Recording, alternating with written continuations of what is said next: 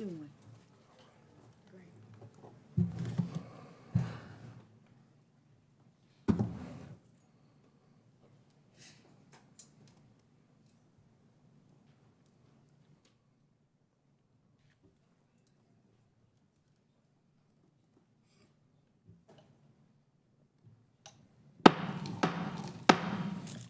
Good evening. I hereby call this November the 7th meeting of the Public Safety Committee to order. We have all committee members present today. Those committee members are Councilmember Larson, Councilmember Mundy, Councilmember Burke, and myself. Items approved at this meeting will be forwarded for consideration at the council meeting on Monday, November the 14th, 2022. Speaking of the agenda, it is always taken in two parts, the general and the consent agenda. Consent agenda items are approved with one sweeping motion unless a member of this council or committee pulls the item for consideration. With that being said, members of the committee, are there any items on consent that we should pull for consideration? If there are none, I would entertain a motion at that time. Chairman, I move approval of the consent agenda. Second. Motion and properly seconded. All in favor, please vote yes. Opposers, vote no.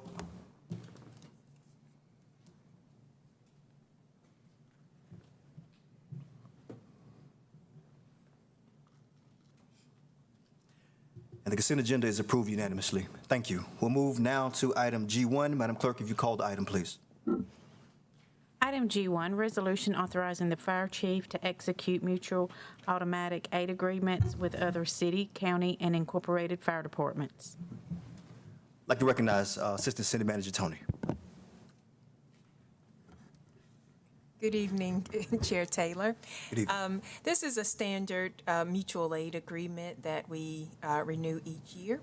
And if you have any further questions, you can talk to Chief Mayo. Members of the council, we've had an opportunity to review the committee agenda items in advance. We do have one question. Councilman Mundy. Thank you, Chair. Assistant City Manager Tony, you said this is a standard agreement. Is this one that we do every year? Yes. So it's renewable on a yearly basis? Annual mutual aid agreement. Okay, thank you. Any additional questions for Assistant City Manager Tony or Chief Mayo? There are no questions. We'll move to the vote. Is there a motion? So moved. And a second? Second. All in favor, please vote yes. Opposers, no.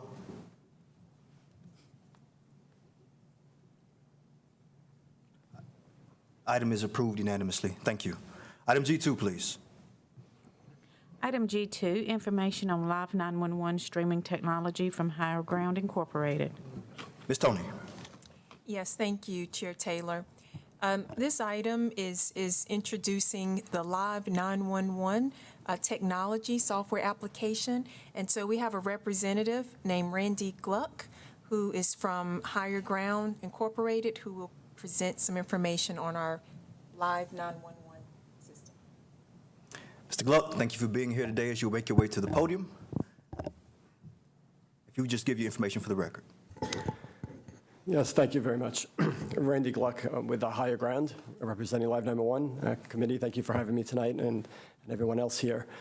Let me start with this. I have a very brief overview about the company and this technology, which is about 2 years old, and a very brief video, so please bear with me. So Higher Ground is a company that's been around for several decades, as you can see. The primary business has always been 911 and radio transmission recording technology in the 911 PSAPs all around the country. 1,800 customers. That also includes in England and in Australia. The idea of Live 911 is somewhat new. In 2019, we were approached by a retired captain from a police department in Chula Vista, California, who had this concept of protecting officers, protecting citizens, and getting resources, police officers and sheriff's deputies, to calls as fast as humanly possible, bypassing some of the natural delays that we have with 911 call intake process. So that vision of live streaming these calls was something that we thought would really transform the entire response process here. They have better information. They can hear what the caller or callers are saying at a specific location or multiple locations as these incidents are happening. Response times are generally eliminated in this process because they can hear and see where the caller is precisely located on a map. It pops up right on their computer. The broadcast of the streaming 911 call happens in real time. So typically what happens in a 911 call is a call taker answers the phone. They say, 911, where's your emergency? At that point, they ask for a location. They ask for the nature of what's happening. This process could take 45 seconds, a minute, sometimes a minute and 15 seconds before the call actually goes out over the radio.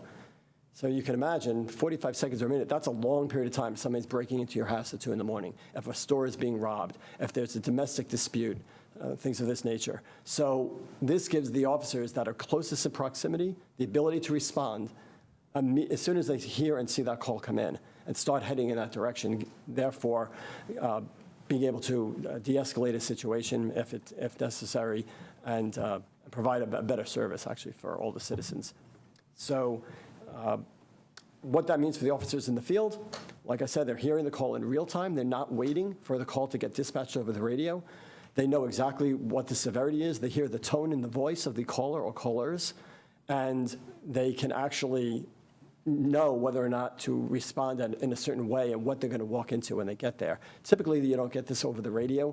You'll get the call, the nature, the location, and maybe a few comments, but a lot of it can get lost in translation. Here, the officers are actually hearing this in real time, and so they know exactly what's going on as they respond in. This is being used right now, right here in Forsyth County. It's actually being used all around the country, everywhere from Florida to Washington State to Massachusetts, Arizona, California. And for the past 2 years, we've had tremendous success. Forsyth County is about to deploy throughout the entire county with the sheriff's office. For leadership, this means something else. They can be sitting anywhere in their offices and be logged in, and if something is happening in real time, a major event, an active shooting event, whatever the case may be, pins will start to drop on the map when all these callers are calling in. They'll see it in real time. They'll be able to hear it themselves. They'll be able to respond accordingly. The Real-Time Crime Center is a great example of what we're seeing in a lot of our customer base using this technology, so they can look for the cameras that are nearest to where the caller is instantaneously, not waiting for that call to come out over the radio a minute later. Drone first responder programs, which is where it started here with Forsyth. And of course, they're expanding that. Every drone first responder program in the nation, except for one right now, is using Live 911 for the same reasons. They can get the drone up and start responding while the information is being collected. So with that, I'll just play for this for you really quick.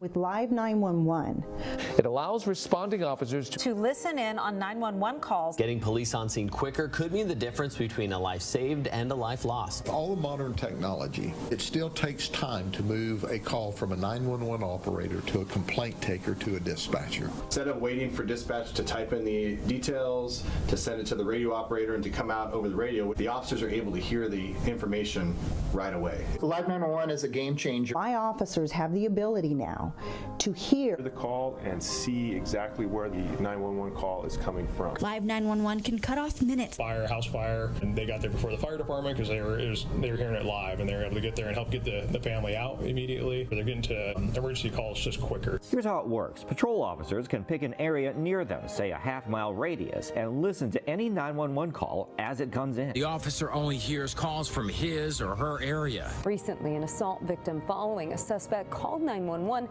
and the officer was able to quickly locate the suspect. On one occasion, an officer got to a home in the middle of the 911 call. I can see where she's at and also see it on this map. The real-time awareness feature has helped better prepare her. Start towards that way because they're saying their address, they're saying what's going on in descriptions, and it's really helpful.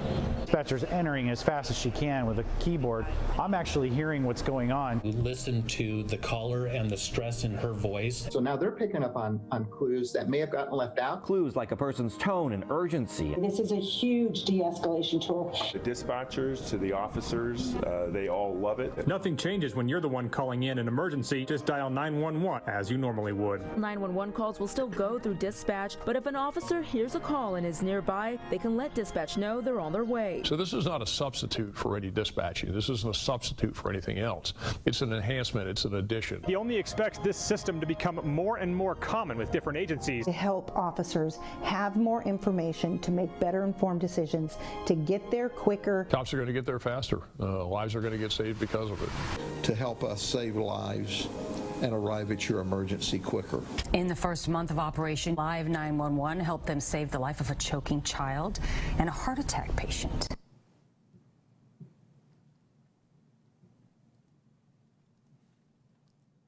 So that pretty much wraps up my presentation. Any questions?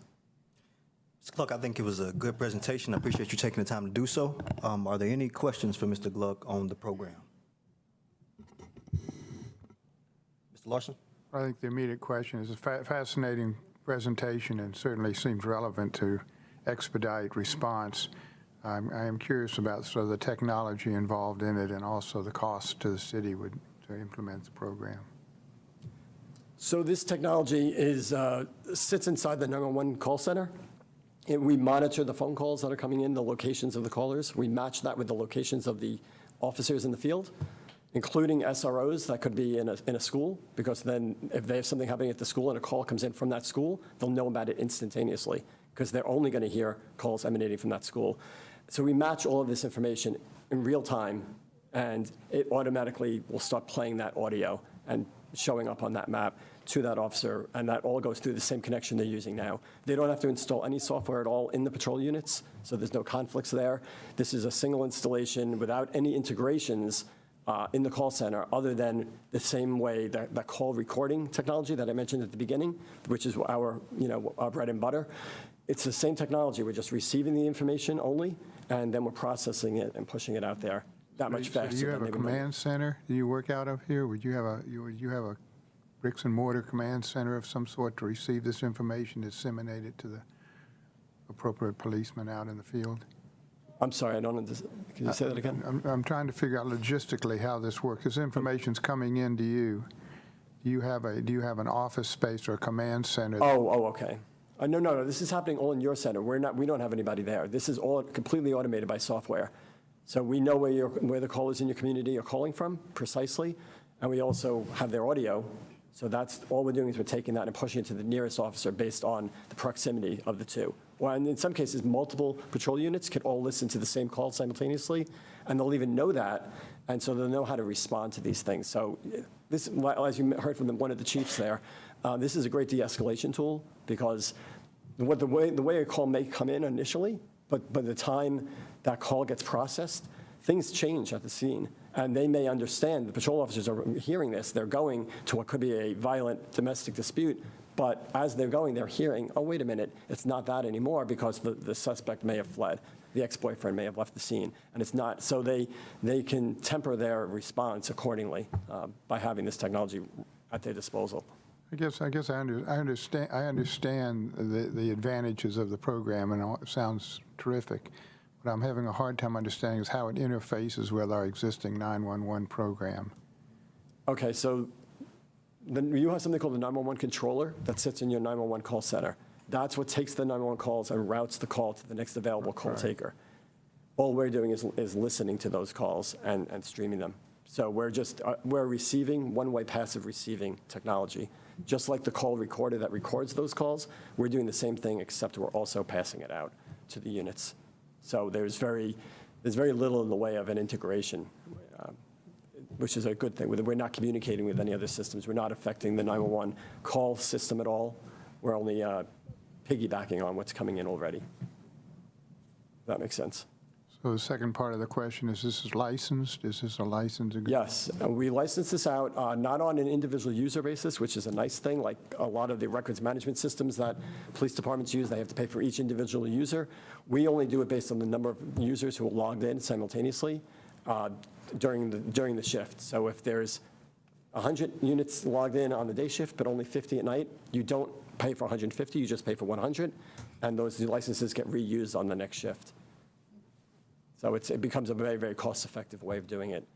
I was telling the captain earlier that there's a department that's about to embark on this project, and it costs them $1.17 per unit for a shift to be able to, for the whole day, really, to be able to hear these calls and be able to respond. So how quickly can it be installed? 30 to 40 days. 40 days. That's about it. And Ms. Larson, I know the second part of this question, I'm going to direct to Ms. Tony, excuse me, Mr. Gluck. The cost. It looks like the full implementation of the program wouldn't occur until June of 2023, and any costs would go into our normal budget process. So if there are any fees and licenses that are associated with it, I'm sure we're going to have to pay for it. If we don't have an idea of those costs, great, but if you can get it to us, if you know it now, if you could just state it at this time. That is correct. The Winston-Salem Police Department staff have submitted the potential cost for implementing this live 911. I can get that to you. It is not projected to be fully implemented until June 30th of next year. So this would go into our next budget cycle. So you would see some proposed recommendations to implement this for next fiscal year. Ms. Larson, your question satisfied? Well, I think what this committee could do is forward it to finance, depending on what the costs are, since I don't really have a handle on what the costs are. But I think as a committee, I would certainly recommend that we look seriously at acquiring the program. Okay. Thank you, sir. Councilwoman Scipio. Great use of technology because we're always trying to get more and more technologically savvy. So this is very interesting. I just need a couple of clarifications. Did you say this is already being used in our sheriff's department? Yes, it is. Is it a pilot or is it fully implemented in the sheriff's department and we're doing something separate? There's two answers for that, with two questions. So it's implemented in the Joint First Responder Program, and they are about to implement it across the county in all the patrol units. They have their own 911 center, as you probably know. Yeah. So their implementation has to be separate from yours. That's just the way the technology would work, yeah.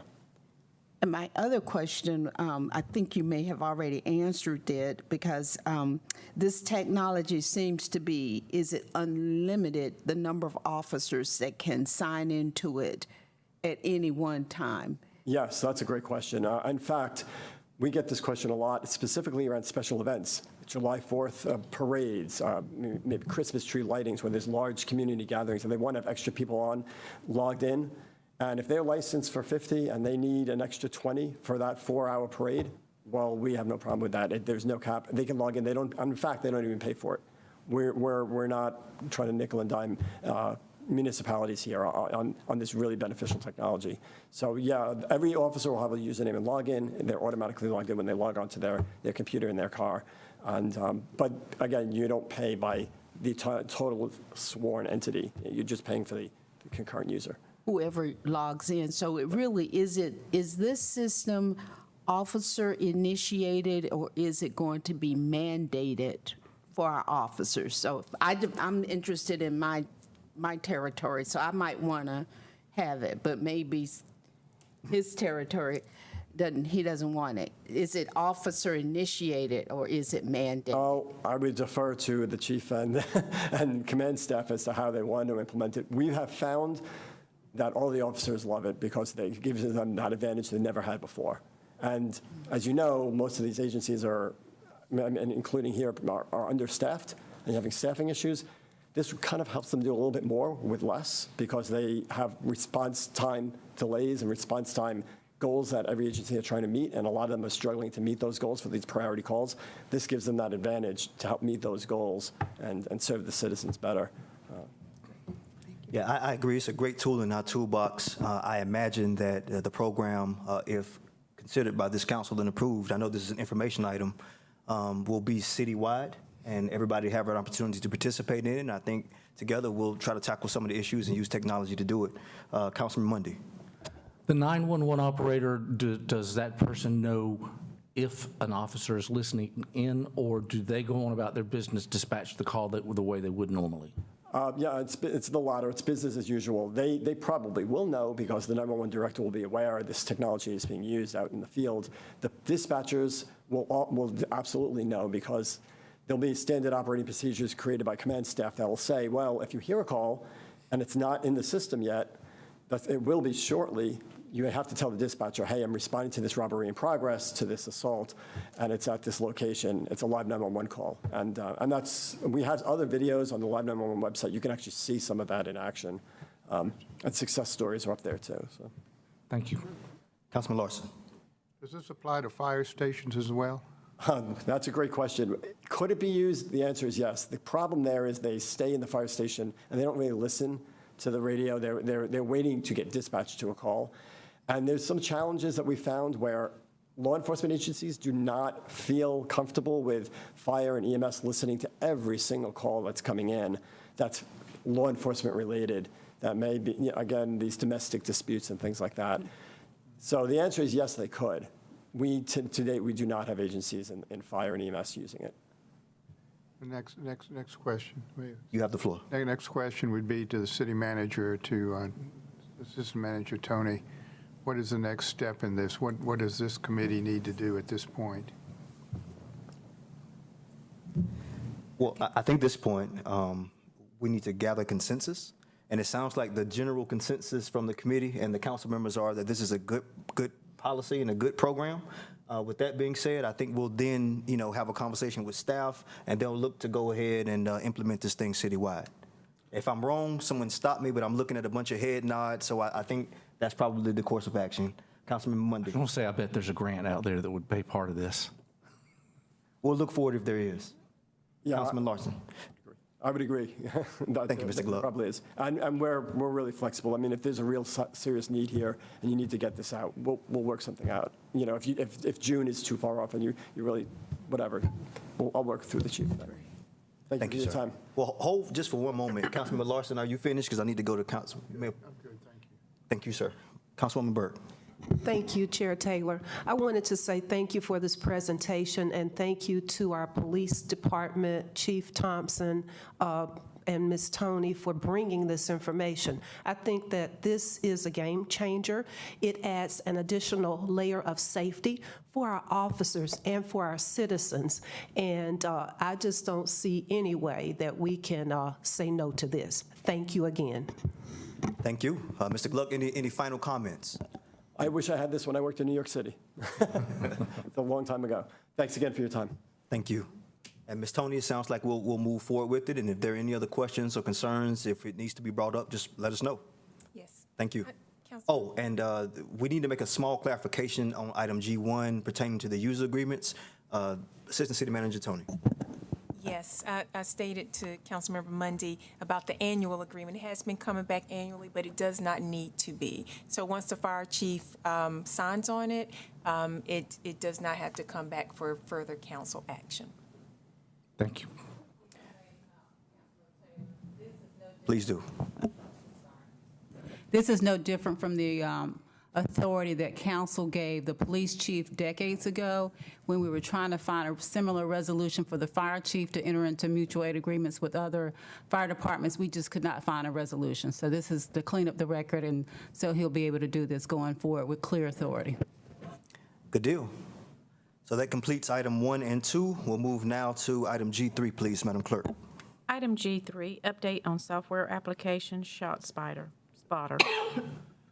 This has been a widely talked about program that I think has done a lot of good for our community. I'll turn it over to Assistant City Manager Tony just to cue it up, and we'll hear from our police department momentarily. Ms. Tony. Yes, thank you, Chair Taylor. Again, this is another technology that's been really great for our police department. This ShotSpotter has been implemented for over a year, and Captain Amy Galden has kind of been at the center of making sure this is implemented, so she will provide an update presentation. There she is. Captain Galden, welcome. Thanks for being here today.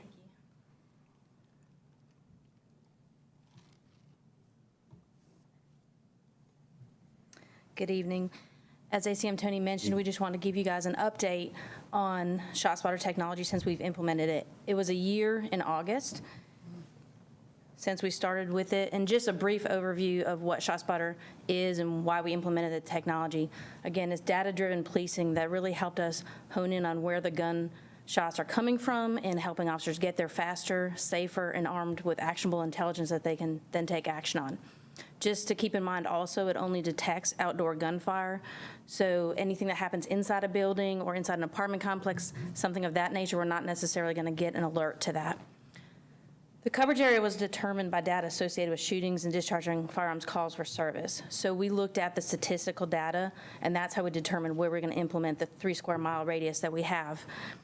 It also sends officers to the right location, helps us locate evidence and victims. And as we go through this statistical information over the last year, you'll see how much more evidence has helped us and how it's related to other technology that we have in place and helped us connect those crimes. It went live on August 19th of 2021, again with 3 square mile coverage area. During that time frame, from August 19 of 2021 to August 19 of 2022, we had a total of 1,398 alerts. And when we first implemented ShotSpotter, myself included, we were a little skeptical when they came to us and said 80% of the gunfire is not reported in your community. Myself and others that I work with, said there's no way, that's not possible. Over the last year, we've looked at the data, and that is what's happening in our community. So we had 78% of those alerts did not have a corresponding 911 call for service. Only 22% of the alerts that we received did have a 911 call associated with that incident. Also, it increased our recovery of evidence, so we had 3,678 total shell casings recovered in the coverage area alone.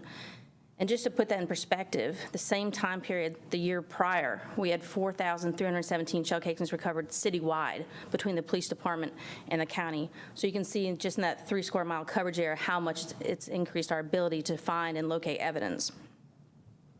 And the evidence, finding more additional shell casings is important because it corresponds to other technology. As I mentioned, NIBIN, which is the National Integrated Ballistic Information Network, you guys have heard about us talk about before. And so with that, we can then examine the evidence and connect shootings that may occur in different parts of our city and different firearms that are used in those incidents. The ShotSpotter data indicates a 99% detection rate, which the detection rate is the number of alerts we receive to those reported maybe errors, because we all know that no technology is perfect, and so we had to find a way to look at it, hold ourselves accountable to the data, and hold ShotSpotter accountable as well. So just to give you a quick overview of the incidents where we found that the technology was not perfect, we had 3 missed incidents, which is just where there was a gunfire that they might not have alerted us to, 1 mislocated, 13 misclassified, 7 false positive.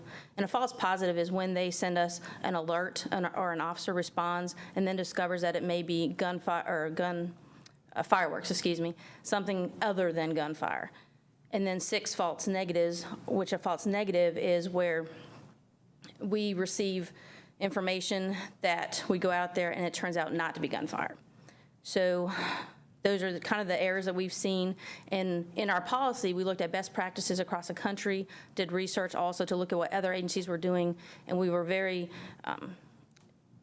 focused on making sure we did not experience some of the challenges that other agencies have. And I think our policy right now is being used across the country as an example of best practices based on the numbers and the data that I've shared with you tonight. We also had 47 firearms recovered based on ShotSpotter alerts, and a total of 55 ShotSpotter alerts involving a victim. 27 of them actually had victims. So you may receive multiple alerts with 1 victim, and that's why those numbers are not necessarily corresponding. And ultimately, we had 2 lives saved. And to me, that's pretty exceptional. Having 2 lives saved, we can't put a price on that. The technology is not cheap, and it's definitely expensive, but 2 lives saved is a big impact on our community. So our plan and the intended use of ShotSpotter as a department was, number 1, improve community relationships. And how we did that is if you think about the data and the number of 911 calls we weren't receiving. So there was 80% of the time almost that the community may have experienced gunfire where they live, and the police didn't show up because we didn't know about it. So now we're there, they know we're coming in that coverage area, they know they're gonna get a police response. We're developing a rapport with those people in that community most affected by the gun violence. And it's important to remember that ShotSpotter is just one piece of the puzzle. As I mentioned, we use ShotSpotter in conjunction with our gun crime reduction team, our violent firearms investigation team, as well as NIBIN, and all that to correspond together and really focus on addressing the crime. And it's also part of the Real-Time Crime Center, which we're getting up and running. And as I mentioned before, the ShotSpotter success really depends on how the system is used. We've looked at different places. We did site visits across the country and looked at how different agencies had implemented ShotSpotter, and our data is is proof that it's working here. We also were very focused when we first implemented it on tracking our own data and performance independently of ShotSpotter. And so we do that on a regular basis to then at the end of the grant, which I forgot to mention, the ShotSpotter technology is funded by our Crime Gun Intelligence Center grant, or our CJIG grant.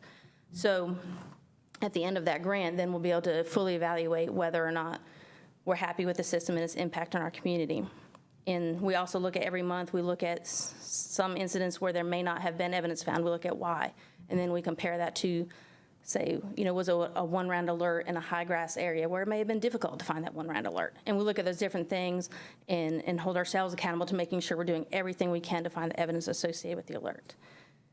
There's also ground truth reports by Winston PD to ShotSpotter, which helps us to correct the data and improve the system. So when an officer goes out there and determines that there's evidence of fireworks, as I mentioned, they are then obligated by our policy to report that to ShotSpotter. So it's not just we go out there, identify an error, and that's the end of the story.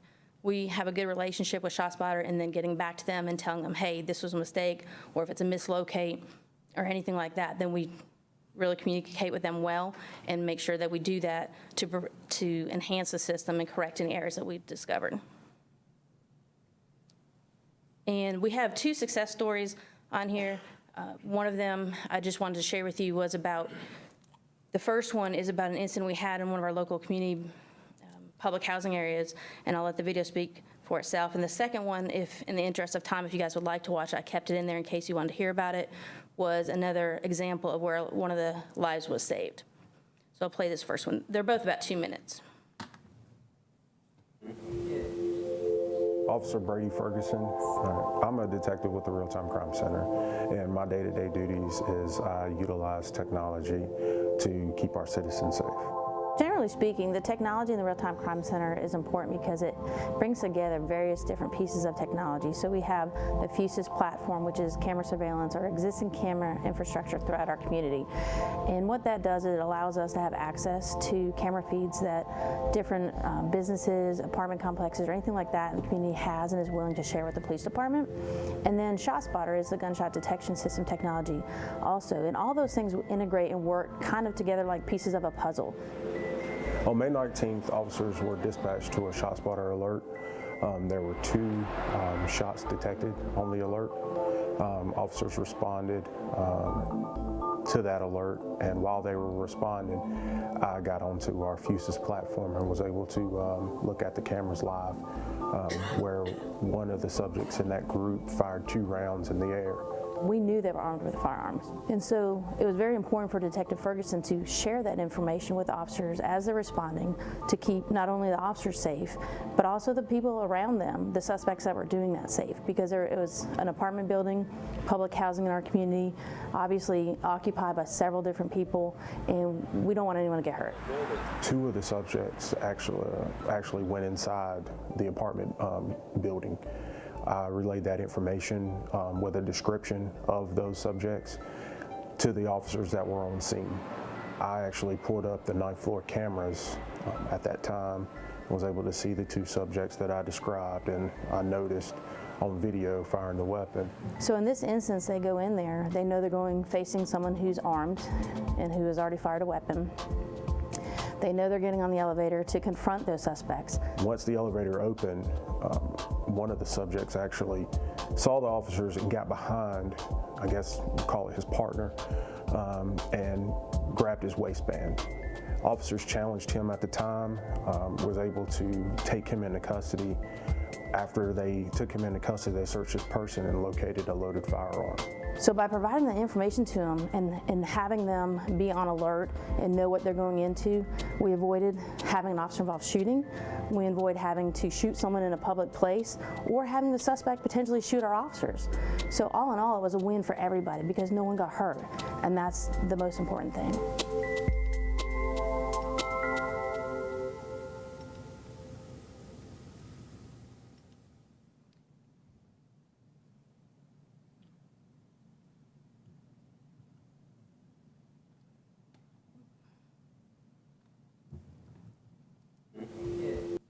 This is the second story. Would you guys like to see the second story? Certainly, we've got time for success. Thank you. That's great.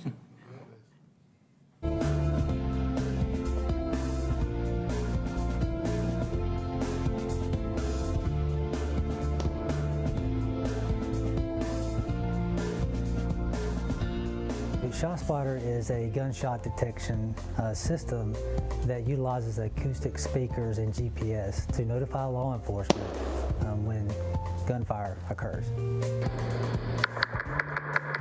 This field was behind a couple of houses and some businesses. However, there was no reports from citizens, so no one called 911.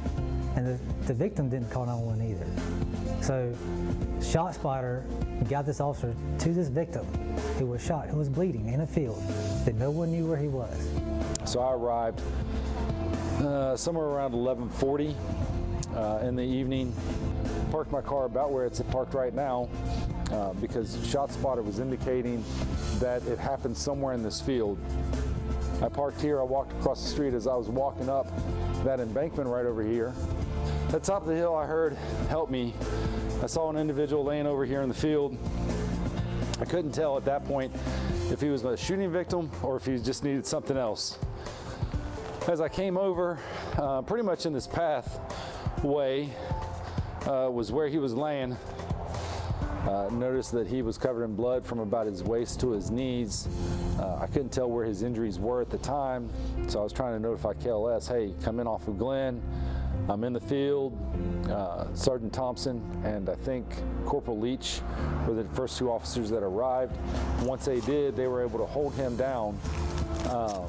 And I applied a tourniquet. We called EMS. EMS showed up. They did their thing and took the gentleman to the hospital.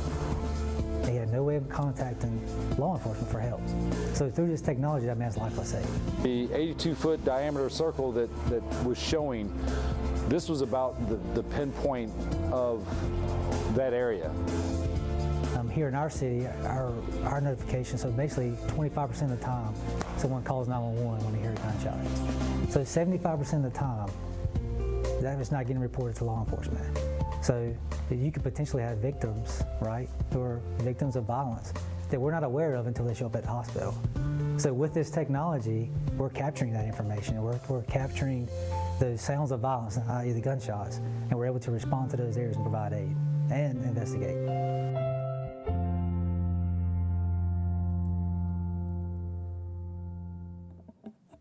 And I will say the doctors at Baptist actually told us that the officer applying that tourniquet in that case was the reason that man lived. So that was a great success story that we wanted to share. And thank you all for your support in this technology as we move forward with part of its implementation under the Real-Time Crime Center. And it's helped us really work towards our mission as an agency of protecting life and property by providing exceptional municipal police services, And so that's really helped us do that, because 2 lives saved in 1 year, 47 guns recovered, and an increase to 78% more of the gun crime in our community is pretty exceptional to me. Thank you for the presentation, Captain Golden, and for the stories as well. Members of the council committee, are there any questions or comments on the ShotSpotter information or any of the stories that we saw? Councilwoman Scipio. Yes, I have a couple of questions. This is, it's wonderful when we have tools that turn out to really be very good for us and helps us to do our jobs better. As I understand it, ShotSpotter is only in a few locations, and for, I guess, the pilot test period. Is that right? Yes, that's correct. Does it seem likely that we might be able to bring it or open it up to more of the city? We certainly can. And again, it costs money, but the technology, the 3 square mile radius was the minimum that ShotSpotter would do for us to implement the initial technology. And that initial part of the program was based on the data that we had to support it. Now, at the end of the CJIT grant, which will be, I believe, in 2024, if I'm not mistaken, then we could certainly expand it or do anything else prior to. But at that point, we would definitely have to make a decision as to whether maintain the current coverage area, expand it, or what we would like to do. You answered my other question, was when the grant ended, so somewhere around 2024. Yes, ma'am. I like what you showed in terms of the data so far, but has the information from ShotSpotter been used as evidence in other criminal investigations? Can it be used as evidence and has helped to solve cases? It has across the country. Of course, we're experiencing a backlog here in our cases as anywhere else due to COVID. So we have not had a case go to trial that was involving ShotSpotter. However, I will say it's been used, I believe, in 200 or more cases across the country, and we anticipate using it here relatively soon. And it's just a piece of the puzzle, so it's evidence. There's no case solely built on a ShotSpotter alert, but it will be evidence that we've had homicides or officer-involved shootings that has been involved with the ShotSpotter alert. And what happens is when we have those serious major incidents, there's different things that ShotSpotter provides us with, and one of them being a detailed forensic report, which we can request in the event of a homicide. And at that point, they'd send a ShotSpotter expert to come in and testify to the science and the technology behind the acoustic sensors, and they would do that for any homicide or officer-involved shooting that went to trial. And we have used it that way here? We have not used it yet. We've had incidents where ShotSpotter alert has been involved in those cases but haven't gone to trial. Okay. Thank you. You're welcome. Councilman Law. Did I interrupt you, Councilwoman Scipio? No, that was it. Thank you so much. Thank you. Councilman Larson. How exciting this is. I mean, I really appreciate the update on it because obviously this technology is cutting edge, and I think I'm thrilled that the city's engaged in it. Hope we can continue to use it and expand it. I am kind of curious about one thing, though, if you could answer for me, sort of a trivial pursuit, is how do you capture 47 weapons, guns, out of ShotSpotter? How do you end up getting weapons recovered from this program? There's various different ways or instances that's happened, but what happens is when an officer responds to that incident and say they've identified a suspect that remains on scene or a firearm is left at the scene, those might be two instances in which that firearm is recovered based on that ShotSpotter alert. I know you can recover a lot of evidence, casings and stuff from this that probably you wouldn't be able to find otherwise because it puts you right on the scene of the crime, basically, where the shots are fired. Exactly. Allows you to use other programs to identify the casings and the guns that were used in the firing of that weapon. So I think it all works together, doesn't it?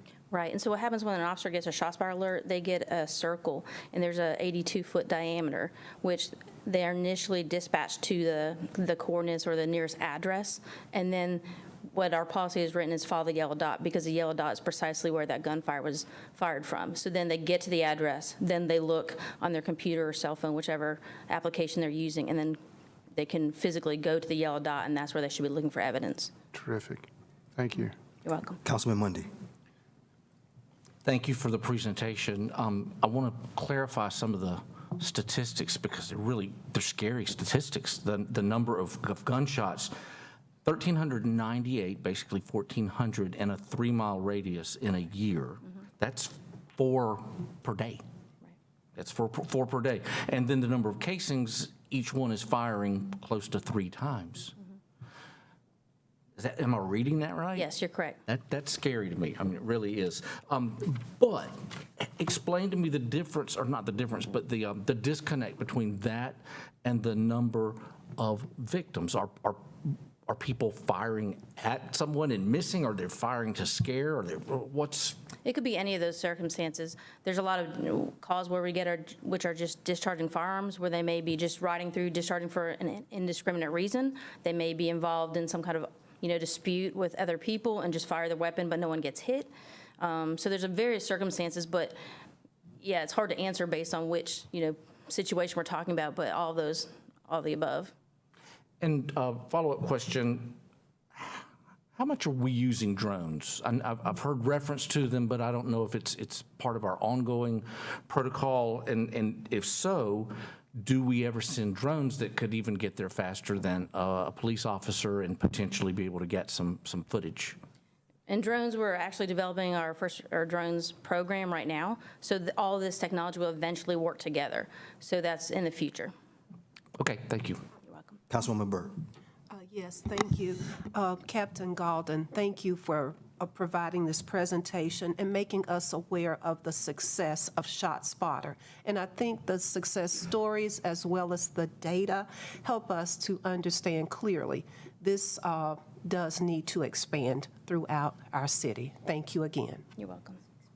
Thank you. Any other questions or concerns for Captain Galden? Captain, thank you for the presentation. Thank you very much. Members of the committee and staff, that completes both our general and our consent agenda items. I will say, before we adjourn, every time we start this committee, I try to do one thing, and I didn't do it today, and that's to thank our police department, our fire department, and our emergency management departments for the work that you do to keep our citizens safe.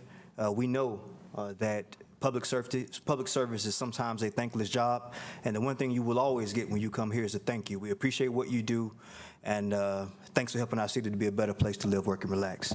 With that being said, is there any further business that should be considered for the good of the order? Seeing no further business, we hereby consider this committee meeting to be adjourned. Thank you.